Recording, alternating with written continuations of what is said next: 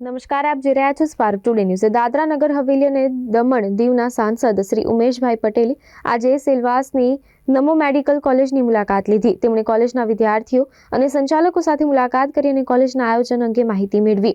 મુલાકાત દરમિયાન કેટલાક વિદ્યાર્થીએ પાણી અને ભોજનની વ્યવસ્થા અંગે ત્રુટિઓની માહિતી આપી. સંસદશ્રીએ કોલેજનું ભ્રમણ કરી આ ત્રુટિઓનું નિરીક્ષણ કર્યું, પરંતુ તેમને ત્યાં ખાસ કોઈ મોટી તકલીફો જોવા મળી નહીં.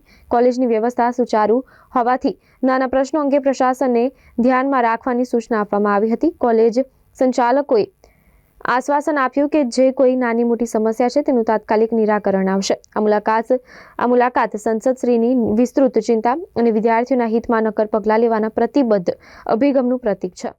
एक्चुअल में मैं नमो मेडिकल इसलिए गया था कि अभी कुछ समय से लगातार ऐसे अभिभावक जिनके बच्चे नमो मेडिकल में पढ़ रहे हैं, उनके अभिभावक मेरे पास बार बार आ रहे थे और शिकायतें कर रहे थे कि वहाँ पर जो पानी की व्यवस्था है वो पानी की व्यवस्था बराबर नहीं है, या तो लाल पानी कभी निकलता है, लाइटें चली जाती है.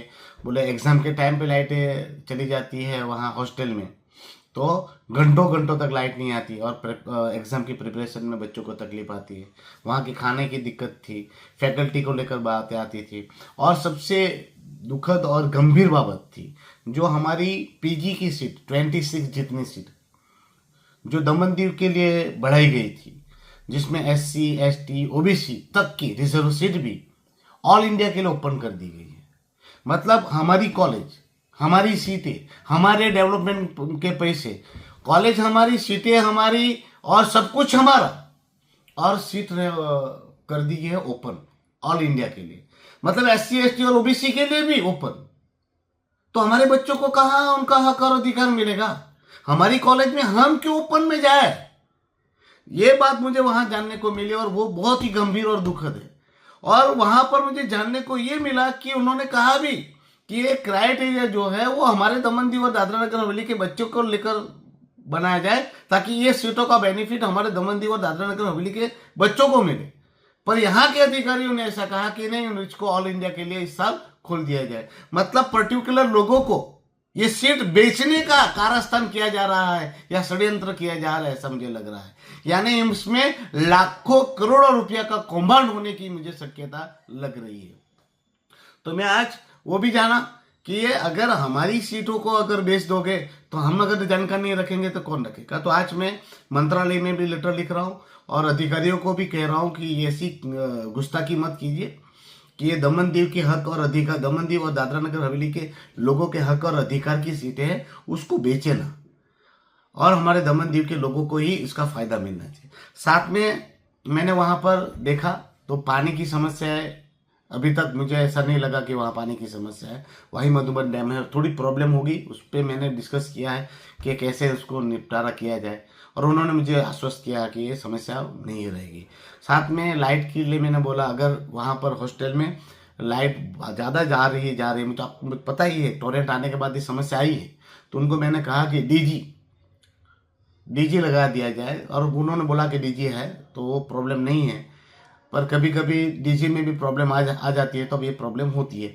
तो मैंने उनको ये बोला है कि वहाँ सौर ऊर्जा का भी व्यवस्था रखा जाए ताकि बच्चों को ये लाइट की प्रॉब्लम ना हो. साथ में ये प्रॉब्लम एक और थी जिसमें हमें संज्ञान लेने की आवश्यकता थी. एक है कि फर्स्ट ईयर और सेकंड ईयर में जो फैकल्टीज है वो कहा जा रहा है कि MBBS नहीं है. यानी वो अगर MBBS नहीं है तो MBBS बच्चों के कैसे पढ़ाएंगे. पर वहाँ पर वो भी मुझे जानने को मिला कि ऐसे ये जो फैकल्टीज है इस सब्जेक्ट के, पर्टिकुलर सब्जेक्ट के, वो बोले कि सब्जेक्ट के प्रोफेसर्स या उनकी फैकल्टीज नहीं मिल पा रहे हैं, तो उसकी वजह से उन्होंने ये काम चलाओ सुविधा भी खड़ी की होगी. पर मैं उनसे भी मैंने रिक्वेस्ट की है कि आप चाहे तो सैलरी ज़्यादा दीजिए, पर फैकल्टीज प्रॉपर चाहिए. ये मेडिकल फील्ड है, डॉक्टर बना रहे हैं तो डॉक्टर बनाना है हमें, तो ये ऐसी लापरवाही नहीं बरतनी चाहिए. तो उन्होंने विश्वास दिलाया कि वो हो जाएगा. और मैं दमन दीव के प्रशासन से भी और दमन दीव के जो भी इस मेडिकल फील्ड को चला रहे हैं उनसे विनती करता हूँ कि ये रेगुलर भर्ती की जाए. बोले कि वहाँ पर दिक्कत आती है कि 2 साल 2 साल में जितने भी फैकल्टी आते हैं वो बदल जाते हैं, चले जाते हैं, फिर मैंने उनकी सैलरी के लिए भी बोला कि भाई रेगुलर सैलरी दीजिए, इंटर्नशिप में भी सैलरी टाइम पर नहीं मिल रही थी, तो वो भी बात कही। कैंपस भी देखा, कैंपस में खेलने की कूदने की तो व्यवस्था बिल्कुल मुझे अच्छी दिखी नहीं, पर मैंने उनसे पूछा तो उन्होंने कहा कि यहीं ग्राउंड है, यहाँ है, तो हो जाता है। बच्चों से भी बात की तो सेटिस्फेक्शन जवाब मिला।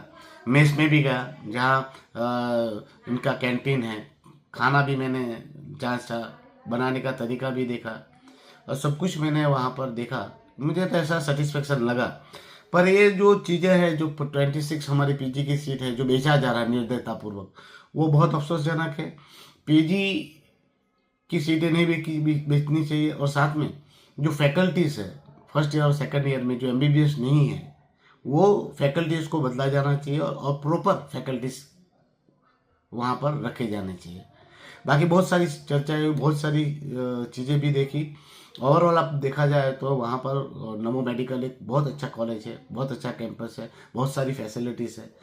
बस इतना है कि उसको प्रॉपर वे में चलाना है और प्रॉपर सुविधाएं उनको देनी है, जिसमें फर्स्ट ऑफ ऑल तो ये करना है कि ये जो पीजी की 26 सीटें हैं वो दमनदीव के बच्चों के लिए बचानी है। तो वही उद्देश्य से मैं गया था और मैं वहाँ पर लोगों से मिल के आया हूँ, और जो भी त्रुटियां पाई है और जो भी हमें करना है उसके लिए मैं अभी कार्यवाही करूंगा। मंत्रालय में भी लेटर लिखूंगा, गृह मंत्री जी से भी बात करूंगा, नड्डा जी से भी बात करूंगा, ताकि ये मैं हमारी मेडिकल कॉलेज जो है वो सेफ रहे और सलामत रहे।